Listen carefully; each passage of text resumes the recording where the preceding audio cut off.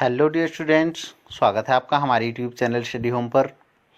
Students, NCERT political science के इस video में आज का हमारा टॉपिक रहेगा क्लास 12 का चैप्टर 3 समकालीन विश्व में अमेरिकी वर्चस्व। स्टूडेंट्स, इससे पहले भी हम क्लास 12 के पॉलिटिकल साइंस के 2 वीडियोस बना चुके हैं, तो अगर आपने वो वीडियोस नहीं देखे हैं तो आप उन्हें अवश्य देख लें ताकि आपको आगे आने वाले वीडियोस अच्छे से समझ में आ सकें।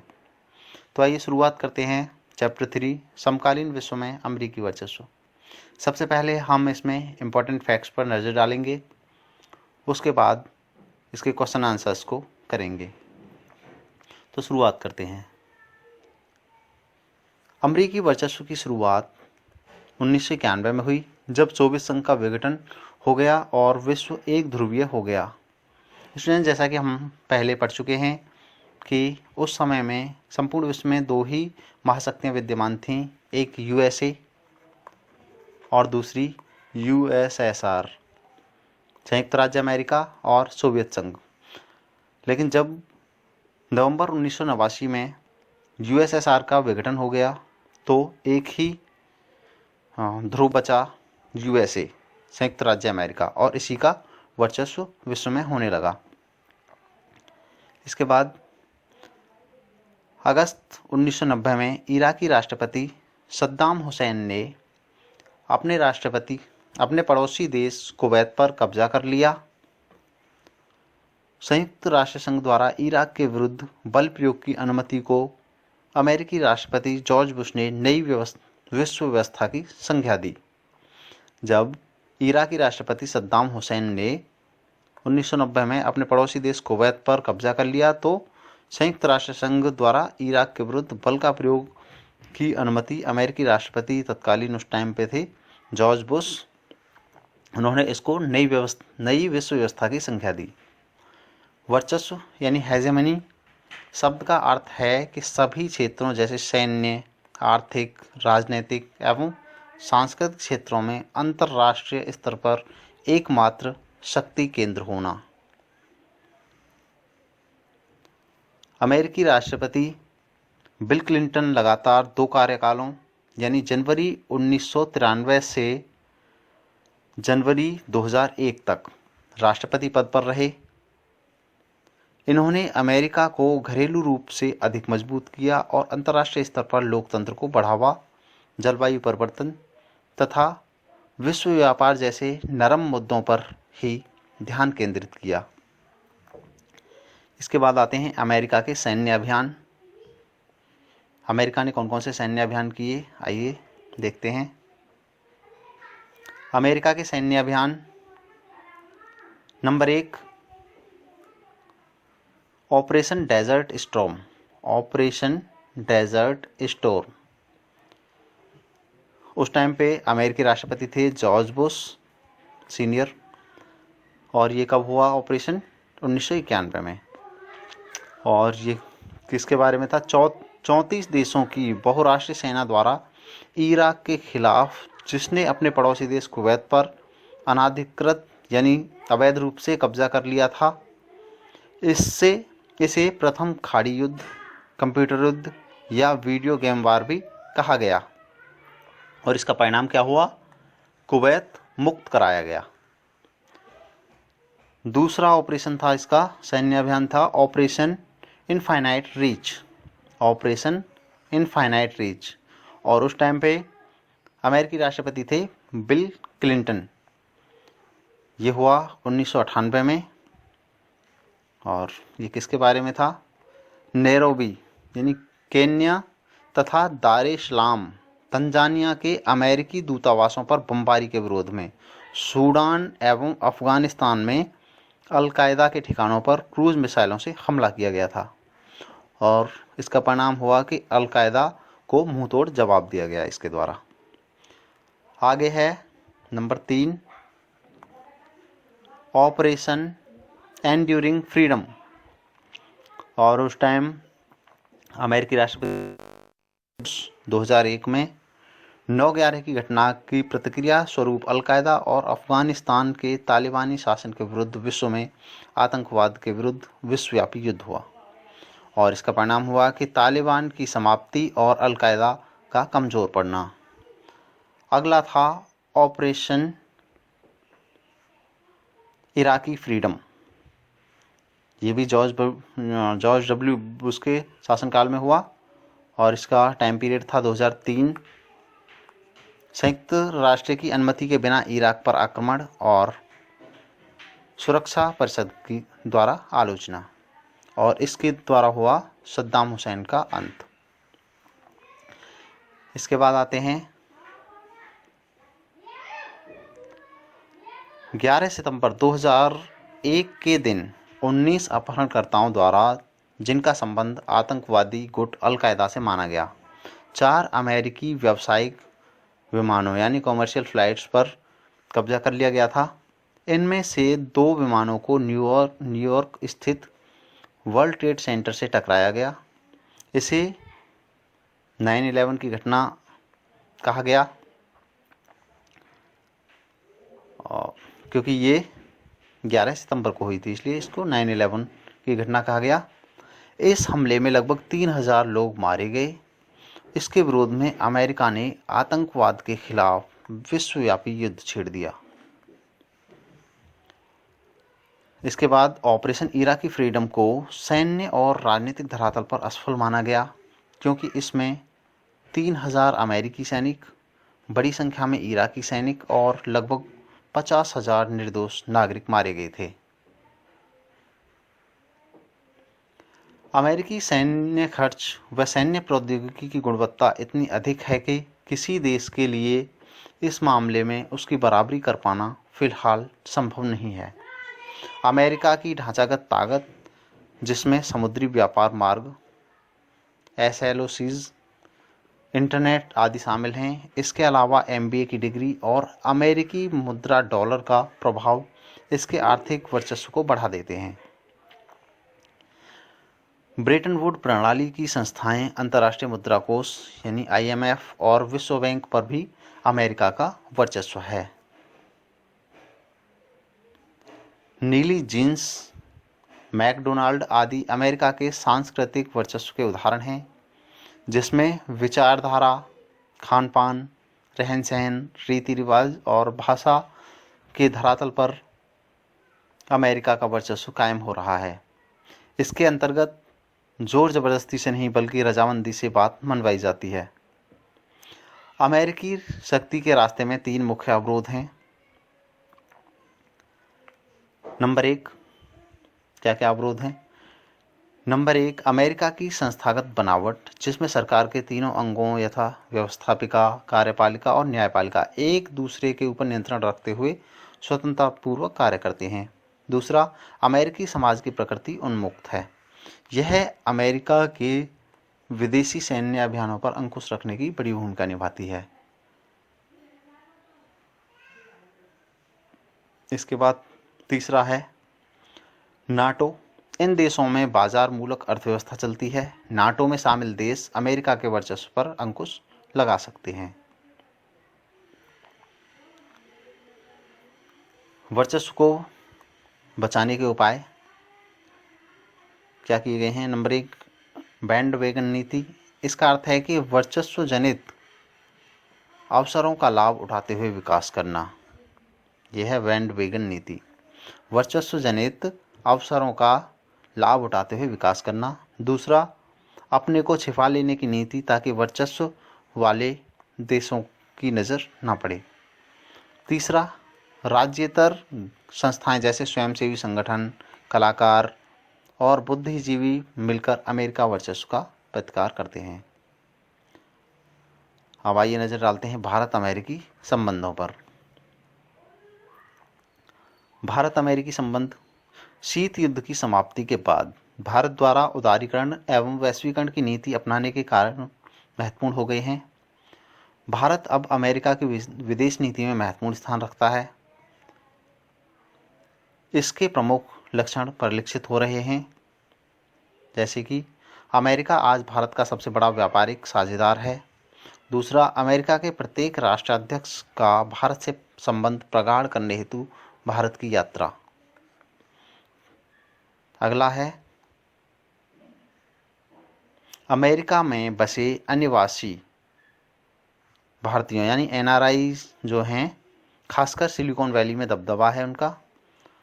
सामरिक महत्व के भारत अमेरिकी असैन्य परमाणु समझौते का संपन्न होना। अगला है बराक ओबामा की 2015 की भारत यात्रा के दौरान रक्षा सौदों से संबंधित समझौतों का नवीनीकरण किया गया तथा कई क्षेत्रों में भारत को ऋण प्रदान करने की घोषणा की गई।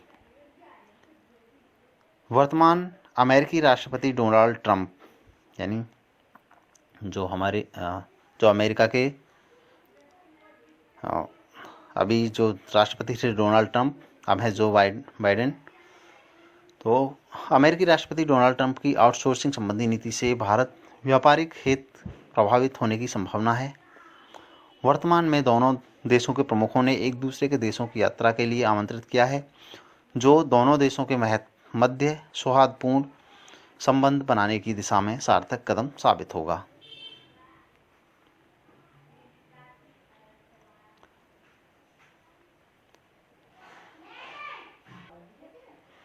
स्टूडेंट्स, अब आते हैं एक अंकीय क्वेश्चंस यानी शॉर्ट आंसर टाइप क्वेश्चंस।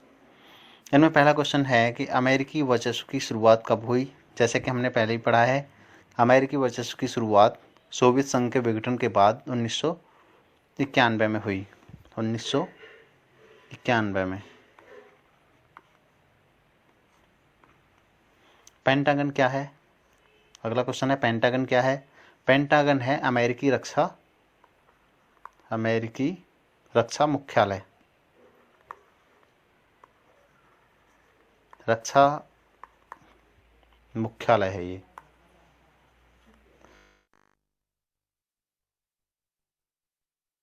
शब्द विस्तार लिखो तो आईएमएफ का शब्द विस्तार है इंटरनेशनल मॉनिटरी फंड यानी अंतर्राष्ट्रीय मुद्रा कोष। चौथा है अमेरिकी वर्चस्व से बचने का कोई एक तरीका बताइए। तो जैसे कि हमने पहले पढ़ा, अमेरिकी वर्चस्व से बचने का एक तरीका है अपने आप को छिपा लेने की नीति। पांचवा क्वेश्चन है, वाक्य सही करके लिखो, एमबीए की डिग्री अमेरिका के सैन्य वर्चस्व को दर्शाती है। तो इसका आंसर है एमबीए की डिग्री अमेरिका के एमबीए की डिग्री अमेरिका के आर्थिक वर्चस्व को दर्शाती है, न कि सैन्य वर्चस्व को, आर्थिक वर्चस्व। अब अगला है छठा, 9/11 की घटना के लिए किस आतंकवादी गुट को जिम्मेदार माना गया। तो इसकी जिम्मेदारी ली थी अलकायदा, आतंकवादी संगठन अलकायदा ने। इसके लिए अलकायदा जिम्मेदार था। सातवां है प्रथम खाड़ी युद्ध कब हुआ। तो प्रथम खाड़ी युद्ध हुआ था 1991 में। आठवां क्वेश्चन है ऑपरेशन डेजर्ट स्टॉर्म नामक सैन्य अभियान का नेतृत्व किसने किया। तो इसका आंसर है ऑपरेशन डेजर्ट स्टॉर्म का जो नेतृत्व किया था अमेरिकी जनरल नॉर्मन श्वार्ज़कोव ने। अमेरिकी जनरल नॉर्मन श्वार्ज़कोव। अगला क्वेश्चन है 9वां, आतंकवाद के खिलाफ चलाए गए विश्वव्यापी युद्ध को किस नाम से जाना गया। तो इसका आंसर है operation enduring freedom. Operation enduring freedom. 10वां क्वेश्चन है अमेरिकी नेतृत्व में कोअलिशन ऑफ विलिंग्स यानी आकांक्षाओं का महाजोट किस देश के विरुद्ध बना। ये बना था इराक के विरुद्ध। इराक। इसका आंसर है इराक। कौन सा युद्ध वीडियो गेम वार के नाम से जाना गया। कौन सा युद्ध वीडियो गेम वार के नाम से जाना गया। तो इसका आंसर है प्रथम खाड़ी युद्ध वीडियो गेम वार के नाम से जाना गया। अगला क्वेश्चन है 12वां, बैंड वैगन नीति। बैंड वैगन नीति क्या है। तो इसका आंसर है वर्चस्व वाले देश का विरोध करने के बजाय उसके तंत्र के अवसरों का लाभ उठाना बैंडवैगन नीति है। वर्चस्व वाले देश का विरोध करने के बजाय, वर्चस्व वाले देश का मतलब है शक्तिशाली देश जिसका बोलबाला हो पूरे विश्व में, तो उसका विरोध करने के बजाय उसके तंत्र के अवसरों का लाभ उठाना ही बैंडवैगन नीति है। अगला है 13वां क्वेश्चन, नई विश्व व्यवस्था क्या है? तो नई विश्व व्यवस्था है संयुक्त राष्ट्र संघ द्वारा इराक के खिलाफ सैन्य अभियान को इजाज़त देना, यही नई विश्व व्यवस्था है। और 14वां क्वेश्चन है operation infinite reach. Operation infinite reach किसके विरुद्ध चलाया गया था? ये चलाया गया था अल-कायदा के विरुद्ध। स्टूडेंट्स, अब आते हैं 2 अंक वाले क्वेश्चंस। तो पहला क्वेश्चन है कि पहला बिजनेस स्कूल कब और कहाँ खुला? इसका आंसर है यूनिवर्सिटी ऑफ पेंसिल्वेनिया में वार्टन स्कूल के नाम से 1981 में खोला गया पहला स्कूल, और MBA की शुरुआती पाठ्यक्रम 1900 से आरंभ हुए। दूसरा क्वेश्चन है वर्चस्व यानी हेगेमनी से आप क्या समझते हैं?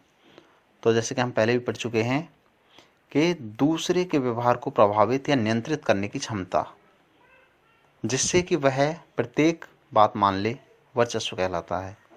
वर्चस्व। तीसरा है राष्ट्रपति बिल क्लिंटन ने अपने कार्यकाल के दौरान किन मुद्दों पर अधिक जोर दिया?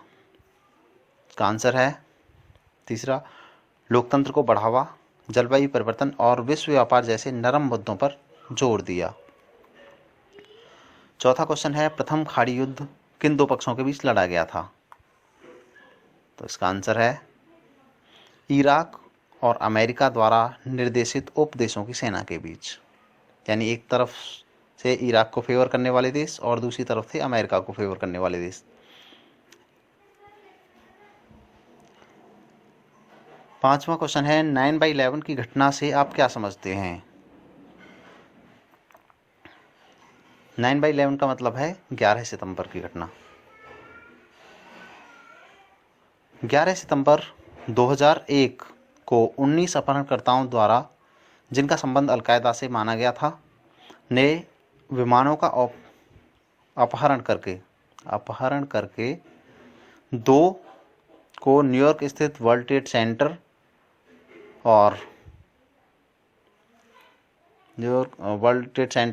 से टकराया, और इसे ही 9/11 की घटना कहा जाता है। अगला है 9/11 की घटना से आपके विचार में अमेरिकी सोच में क्या बदलाव आया? छठा क्वेश्चन है, आइए इसका आंसर देखते हैं। इसका आंसर है आतंकवाद को विश्वव्यापी घटना अर्थात अंतर्राष्ट्रीय समस्या माना। अमेरिका ने इस घटना के बाद आतंकवाद को अंतर्राष्ट्रीय समस्या माना। 7वां क्वेश्चन है भारत और अमेरिका के बीच मित्रता दर्शाने वाले किन्हीं 2 तथ्यों को उजागर करो। तो इसका आंसर है नंबर 1, भारत और अमेरिका के मध्य असैन्य परमाणु करार। दूसरा, आतंकवाद को एक समस्या मानना। स्टूडेंट्स, अगला क्वेश्चन है 8वां, आज वैश्विक अर्थव्यवस्था डॉलरमयी है, टिप्पणी करो। यानी डॉलर का ही बोलबाला है पूरे विश्व में। तो आइए इसका आंसर देखते हैं। 8वां, विश्व व्यापार में अधिकतर विनिमय की मुद्रा अमेरिकी डॉलर है, यानी जो भी आदान प्रदान होता है विनिमय का मुद्रा का, वो अमेरिकी डॉलर में ही होता है, यानी इसको हम ग्लोबल करेंसी भी कह सकते हैं। दूसरा है कि विश्व व्यापार को नियंत्रित करने की अमेरिकी क्षमता को डॉलरमयी शब्द से इंगित किया गया है, क्योंकि अमेरिकी प्रभुत्व है। 9वां क्वेश्चन है ऑपरेशन फ्रीडम के इराक पर किए गए हमले का वास्तविक मकसद क्या था? तो इसका आंसर है इराक के तेल भंडार पर नियंत्रण करना। दूसरा था इराक में अमेरिका की मनपसंद सरकार कायम करना। 10वां क्वेश्चन है ऑपरेशन एंड्यूरिंग फ्रीडम के अंतर्गत क्या क्या कदम उठाए गए। तो इसका आंसर है अलकायदा और तालिबान को निशाना बनाया और संदेहास्पद लोगों को गिरफ्तार कर ग्वांतानामो वे में रखा गया। 4 अंक वाले क्वेश्चन, जिसमें पहला क्वेश्चन है अमेरिकी वर्चस्व का सैन्य तथा सांस्कृतिक संदर्भ में उल्लेख कीजिए। तो इसे हम जान ही चुके हैं अमेरिकी वर्चस्व को। दूसरा क्वेश्चन है 11 सितंबर 2001 को संयुक्त राज्य अमेरिका पर आतंकवाद हमला क्यों हुआ और इस पर अमेरिका की प्रतिक्रिया क्या थी। इसका आंसर पूरी दुनिया के लोगों तथा सरकार का ध्यान आकर्षित करने के लिए तथा ऑपरेशन इन्फिनिट रीच की प्रतिक्रिया स्वरूप यह हमला हुआ था। तीसरा क्वेश्चन है अमेरिका के वर्चस्व से निपटने के विभिन्न उपायों पर। अमेरिका के वर्चस्व से निपटने के विभिन्न उपायों पर चर्चा कीजिए। तो ये उपाय इस प्रकार हैं। नंबर 1 बैंड वैगन नीति। दूसरा अपने आप को छुपा लेने की नीति। तीसरा मीडिया, स्वयंसेवी संगठन, बुद्धिजीवियों द्वारा सामूहिक प्रतिकार और शक्तिशाली एवं बड़े देशों जैसे चीन, रूस और भारत द्वारा संयुक्त प्रयास द्वारा। चौथा क्वेश्चन है विश्व की अर्थव्यवस्था में अमेरिका का क्या स्थान है, इसका उदाहरण सहित वर्णन करो। तो आइए देखते हैं इसका आंसर। विश्व की अर्थव्यवस्था में अमेरिकी भागीदारी 28% है। ये दूसरा, हर क्षेत्र में अमेरिका की कोई ना कोई कंपनी अग्रणी 3 कंपनियों में से है।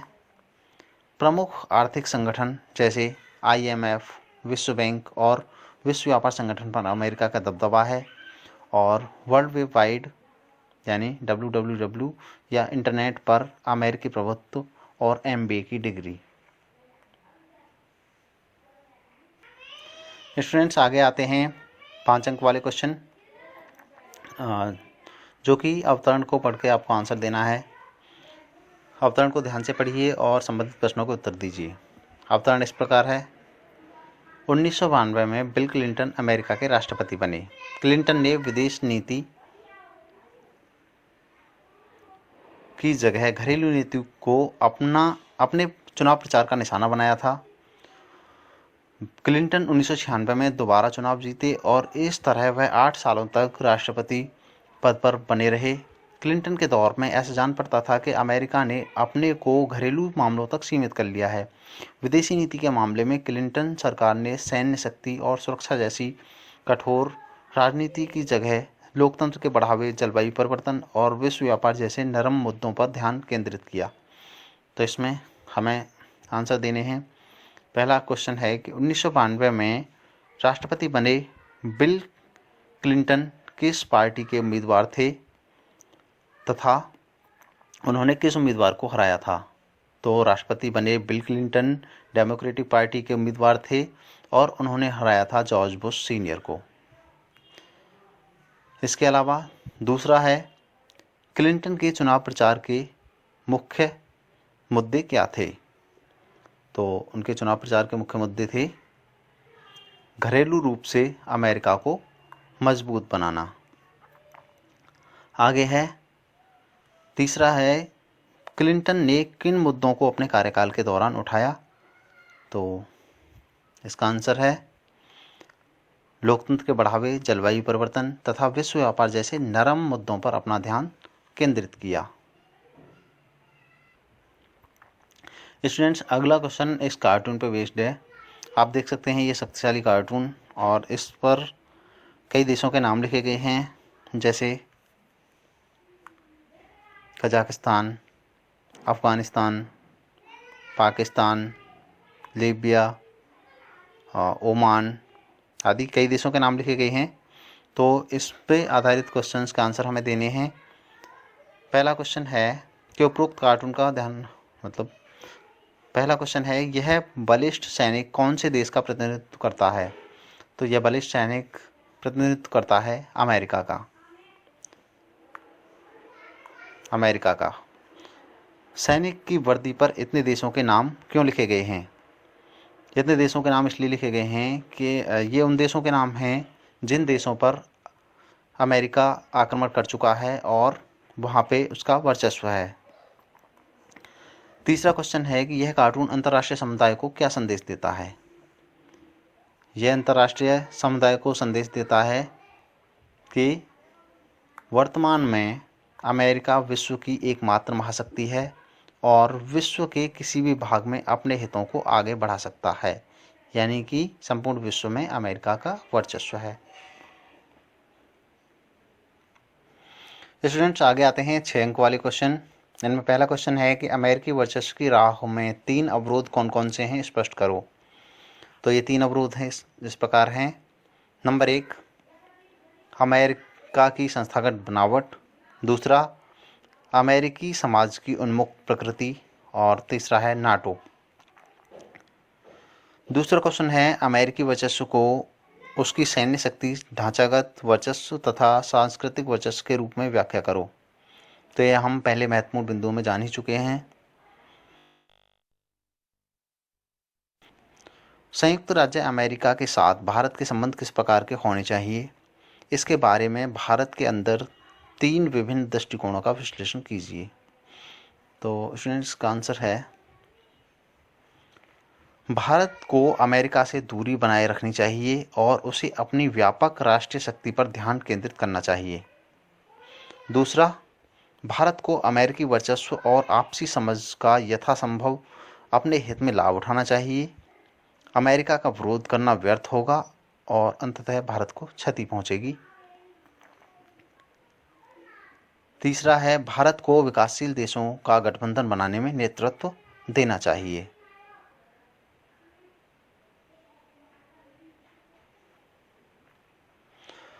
स्टूडेंट, चौथा क्वेश्चन है कि अमेरिका की उन्नत प्रौद्योगिकी भारतीय मेहनत का फल है। अमेरिका की उन्नत प्रौद्योगिकी भारतीय मेहनत का फल है, इस कथन के पक्ष में तर्क सहित विस्तारपूर्वक समझाइए। तो आइए देखते हैं। इसके कारण निम्नलिखित हैं। नंबर 1, सॉफ्टवेयर के क्षेत्र में भारत के कुल निर्यात का 65% अमेरिका का जाता है। दूसरा, बोइंग के 35% तकनीकी कर्मचारी भारतीय मूल के हैं। तीसरा, 3 लाख भारतीय सिलिकॉन वैली में कार्यरत हैं। चौथा, उच्च प्रौद्योगिकी के क्षेत्र की 15% कंपनियों की शुरुआत अमेरिका में बसे भारतीयों ने ही की है। तो इसलिए हम कह सकते हैं कि अमेरिका की उन्नत प्रौद्योगिकी भारतीय मेहनत का ही फल है। अगला 5वां क्वेश्चन है कि क्या भारत अमेरिका असैन्य परमाणु समझौता भारत अमेरिकी संबंधों में मील का पत्थर है? अपने विचार तर्क सहित प्रस्तुत कीजिए। मैं क्वेश्चन रिपीट करता हूं। क्या भारत अमेरिका असैन्य परमाणु समझौता भारत अमेरिकी संबंधों में मील का पत्थर है? तो आइए देखते हैं इसका आंसर। हाँ है। क्यों है? आइए जानते हैं इसके कारणों के बारे में। नंबर 1, इससे भारत को सामरिक बढ़त मिलेगी। दूसरा, ऊर्जा आवश्यकताओं की पूर्ति होगी। और तीसरा, परमाणु आपूर्ति समूह NSG द्वारा यूरेनियम की उपलब्धता सुनिश्चित होगी। विश्व राजनीति में भारत का कद बढ़ना और छवि में सुधार होना। भारत अमेरिकी संबंधों में प्रगाढ़ता और अन्य विकसित देशों जैसे फ्रांस के साथ भी इसी प्रकार का समझौता करना। अगला और लास्ट क्वेश्चन है संयुक्त राज्य अमेरिका के वर्चस्व के विश्व पर राजनीतिक प्रभावों का विश्लेषण कीजिए। तो आइए जानते हैं अमेरिकी वर्चस्व के विश्व राजनीतिक में क्या प्रभाव हैं। ये हम स्टूडेंट्स पहले ही इस मीडियम बिंदुओं में पढ़ चुके हैं, तो दोबारा पढ़ने की ज़रूरत नहीं है। स्टूडेंट्स, इस प्रकार यह चैप्टर यहीं पर समाप्त होता है।